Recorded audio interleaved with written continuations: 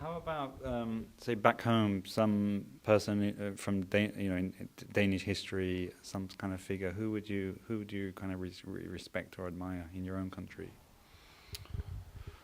Oh, that was a difficult question. I should I should have thought of that before. Well, I'm thinking whether it should be within arts or culture, or whether it should be within politics, or whether it should be within science. I think I would say Niels Bohr, a Danish physicist who were one of the key persons in developing nuclear physics and quantum physics. And he was also extremely engaged in world peace. Of course, Second World War, he failed, so to speak. But that would be one of the Danes that I admire most. Fantastic, because that kind of leads on to the next question, which is if you could take sort of the best of Japan and the best of Denmark and mix them together to create like a superpower, which parts would you take of these two sort of nations, two countries? A good example, I think, is the Danish-Japanese cooperation on robotics.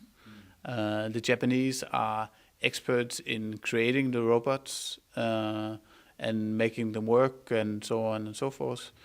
But the Danes are very good at ensuring that they work well with people, sort of to give it the design, the human dimension. And often Japanese robots are tested on Danes because we are good at user-driven technology. So while there may be a tendency in Japan that it is the engineer who does all the technical stuff, who has the final say on the product, we are good at giving it this human dimension to ensure that the interface between robots and humans work. So I think combining these traits is many ways a perfect match. Fantastic, yeah, sounds good. So again, following on, probably there's quite a few people outside Japan watching this, and maybe some of them will be visiting Japan or transferring here, with their job and so on. What tips could you give to outsiders, non-Japanese, about how to kind of get on well, how to live and work in Japan? What kind of tips would you give people? Well, of course, you need to be polite, but I think it's very important that you listen very carefully to what people are saying, and this took me maybe a little while before I started understanding it. That people don't say things directly necessarily, so it's very it's very important that you carefully listen to what people say to understand what they mean, because those two things are not necessarily the same. And the third thing, which I think would be advice in any country, is go out and talk to people, meet people, and most Japanese are very, very open to foreigners, and are always interested in you because you are often interested in you because you are a foreigner. So it's not so difficult, but of course you have to be bold and go and talk to people. How about for Japanese people could you give them some tips about how they could succeed maybe in Europe or in Denmark, the other way around? Well, again, being bold, I think is the most important thing. Somebody once told me that you should each day do something that scares you. I think that's good advice, especially when you are abroad, because there will be many things that scares you. But if you don't go out and get scared, so you are not gonna get all the benefits of this new country that you are living in. Interesting. So Jesper, do you think of yourself as a global person, kind of with a global mind? Well, I think I'm a Dane first and foremost, but I like to think that I'm a globally minded Dane. I've lived in quite a number of countries, as I said, and I think that each place you live, that gives you a new dimension to life, to how to see problems, and that makes you a more a fuller person and more able to deal in any kind of situation. So, Japan is a kind of island nation, and a lot of Japanese people maybe struggle or think about how can we become more global. Do you think this kind of global mind is something that can be taught to people? Is it something people can learn, or is it more just natural? Some of it can be learned, I'm sure, and some of it you have to learn it because you have to learn the languages, and which is lacking a bit in Japan, and you have to have the will to get out. I think it's a big concern that, according to the numbers, fewer Japanese young people go out and study abroad. I think that's a major problem for Japan, because it closes Japan out off to the outside world. But there are some things that can be learned. Other things are maybe more in your nature, but go out and get scared, I think, is the best advice. Sounds like good advice. On that, another question for you, Jesper. What are you passionate about? I mean, you like to go out and get scared, or what are you passionate about?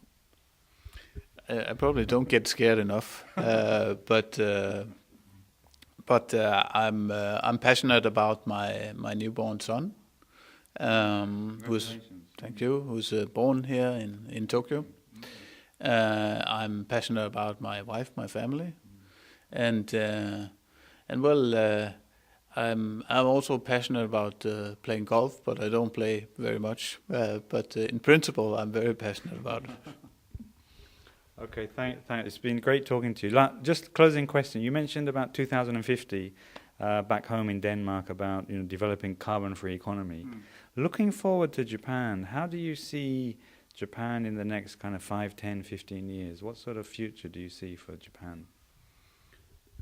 Well, I think there are many scenarios, but no, there are two basic scenarios. Scenario one is the what you could call the status quo scenario. Things go along as they are now. That will mean slow relative decline for Japan, aging society, the industrial base is being hollowed out, etc., etc., etc. That's one possible scenario, and I think that's when Japanese are gloomy, that's the scenario they're thinking about.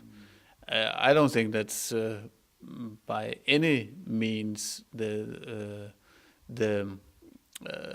it has to be that scenario that will be the real world. It could also be a scenario that calls for the opening of Japan, the third opening of Japan, deregulation, entering into trade agreements, taking down the barriers of all the non-tariff barriers, and recreating Japan as a big trading nation that it has been building all its wealth on. So tear down those walls, Mr. Noda. Are you optimistic about Japan's future? I am actually. I think I see it every day. There's so much potential in Japan. There's there are so many possibilities, and I think by working not necessarily harder, but by working a little bit smarter, Japan will have a bright future. Just to give one example, people are worrying about the labor force getting smaller and smaller. If all the women came out on the labor market, that would solve that problem like that. So Japan still has so much potential. It's just about using it. Another example is that Japan basically does not produce any energy itself. It can easily produce 40-50% of its energy by geothermal, wind, solar, biomass, no problem. But it's not using any of its own natural resources, but it has a lot of potential. And I'm going to spring this very, very last question on you. We have final message to our viewers. Anything you like? Oh, that was an evil one. Well, if this has made you interested in Denmark, I can encourage you to visit the embassy's website. You can just Google it, Danish Embassy in Tokyo. We also have a Facebook account in Danish, Japanese, and we have a Twitter account. So follow us on Twitter and Facebook. Thank you very much, Jesper Thomsen, and just say thanks again for coming to GLOBIS. Been great having you. And that's it for today. Inside Japan, our very first episode, and with Jesper Thomsen from the Royal Danish Embassy. I'm Kassab here at GLOBIS. Thank you very much, and catch you again.